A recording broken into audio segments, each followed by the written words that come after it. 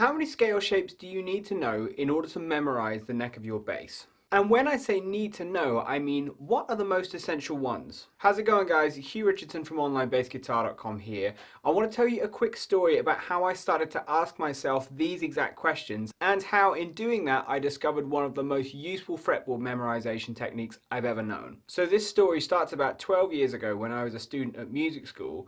And we used to have this class all about fretboard memorization. So we'd learn scales and arpeggios and all these sort of things in different positions and in all the different keys. And in the exam for that class, we used to get tested on all this stuff. So I'm at home practicing this stuff. I've got my big blue folder that I used to keep all my notes from this class in, desperately trying to memorize all these scale positions. And I just couldn't do it. I couldn't make the information stick. So I got really frustrated. I decided to take a quick break. So walked out of my bedroom, up the hallway to the living room, and decided to sit down at the table and just take a break. And I started playing Tetris on my iPhone. Now, if you're unfamiliar with Tetris, basically it's a computer game where shapes fall down from the top of the screen, they land at the bottom of the screen, and it's your job to manipulate and move these shapes so that they tessellate and fit together. Now, because I'm not a particularly great Tetris player, I only got a handful of different moves, so I only try and get these shapes to fit together in perhaps 5, 6 or 7 different ways. But as I was sat there playing through this game of Tetris, I started to wonder how I was fitting all these different scale shapes together. And because I was only using a handful of moves when I was playing Tetris, it made me think, what are the most essential scale shapes I need to know? So I put my phone down on my table, walked back down the hallway into the room, put my bright blue folder back on the music stand and started to analyze these scale shapes that I was memorizing in a bit more detail. And what I started to realize was that the minimum number of scale shapes I needed to memorize wasn't 8, it wasn't 10, 12, 16, 20, 24, 50, it was 3. Let me show you what I discovered. I'm going to use an E major scale as something that we can use to workshop this idea a little bit. So we all know how to play an E major scale. We probably all know the most classic position, which is this.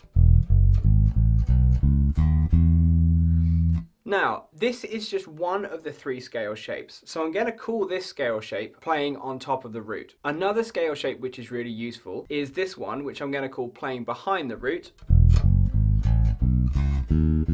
That's the second shape. And then the third shape is what I'm going to call playing in front of the root. So you can hear in every case, the scale sounds the same. The actual notes don't change, it's just where on the neck I choose to play them. Now, just quickly to clear up what these names mean, if I'm playing a scale behind the root, it means that here's the root note at the start of my scale, and this name behind the root refers to where all the notes fall on the neck. So you can see, there's my root note, and most of the notes on the neck fall behind it. On top of the root means that, again, here's my root note, and most of the notes fall either side, so it's quite even in that respect. And then in front of the root, you guessed it, all the notes in front of the root. So that in itself is quite a useful bit of information. We can find the same notes in several different places, so that's already going to help us with our fretboard memorization.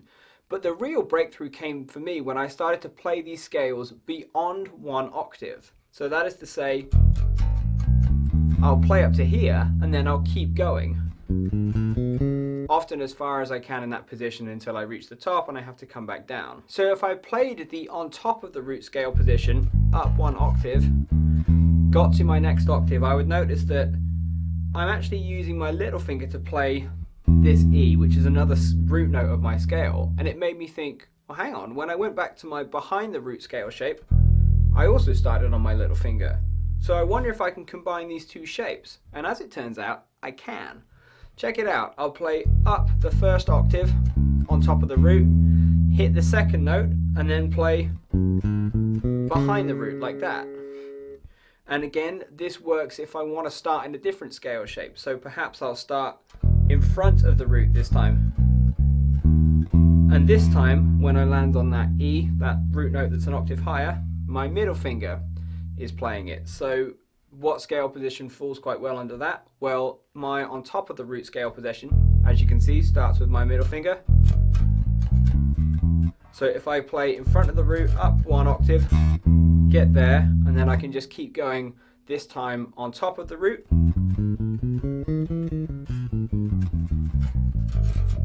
I can complete all 2 octaves of the scale.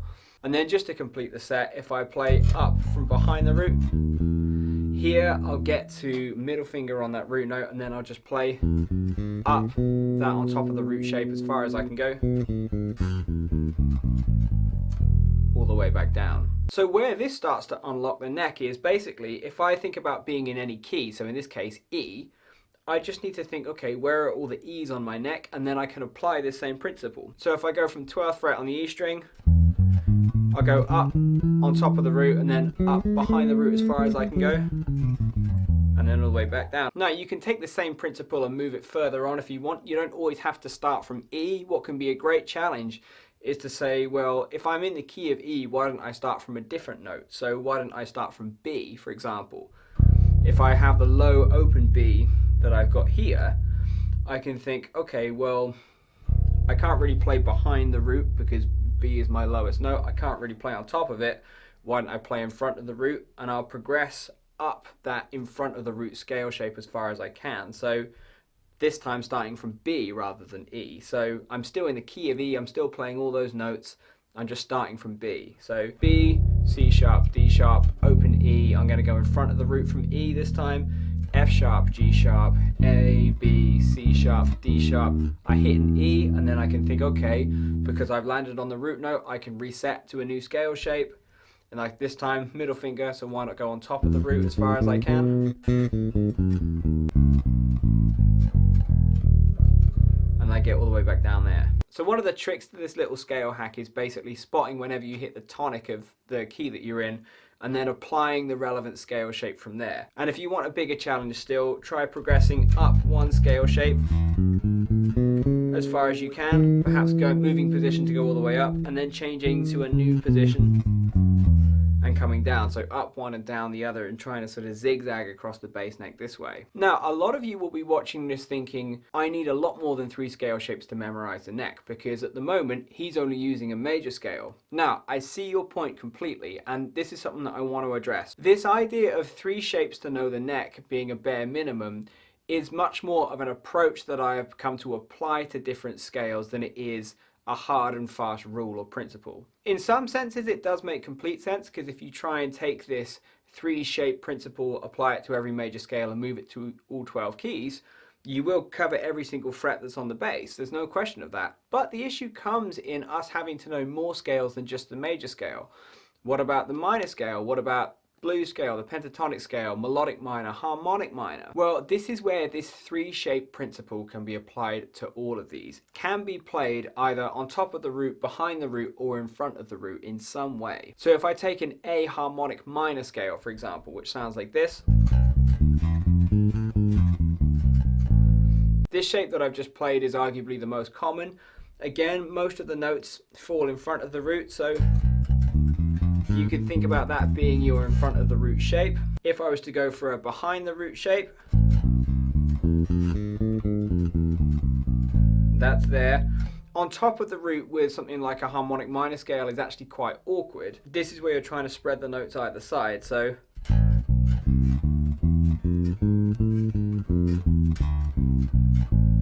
you can see there the stretches are quite awkward, but the same principle applies. If I start going in front of the root all the way up 1 octave, and then I can get here, and now I can switch to behind the root.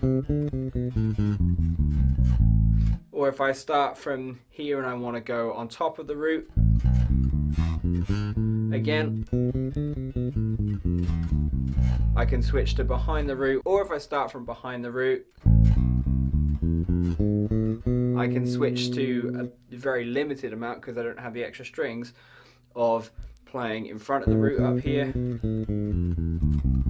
and get all the way back down like that. So the real thing I want you to take away from this video, guys, is how these different scale shapes connect together, just like the blocks in my game of Tetris. And the great thing is often these shapes overlap. So if you want to switch from one scale shape to the next, because these scale shapes have various sections of each scale that are shared and common to one another, it means if you know all 3 shapes, then you can switch from one to the other with quite a lot of ease. So if you found this useful, leave a comment below, or if you think I'm cheating and you think what I'm teaching is completely wrong, still leave a comment, because it's great to chat to you guys about it. And if you do think I'm cheating, then I would love to know how you think I can refine my approach and make it a lot more authentic. I've also left links to scale diagrams below, so a PDF which has got 3 positions of E major scale on top of the root, behind the root, and in front of the root. They're the same ones that I've been putting up here in this video, and there's no email opt-in or anything like that with this. These are just up there. If you enjoy them, by all means download them, take them, just let people know where you got them from. And if you want to say thanks for that, make sure you leave your thumbs up below, tell people about where you got the PDF from, and if you haven't been over to onlinebassguitar.com to check out the free lessons and courses we've got over there, make sure you do that right now, and I will see you guys in another video real soon. Take care.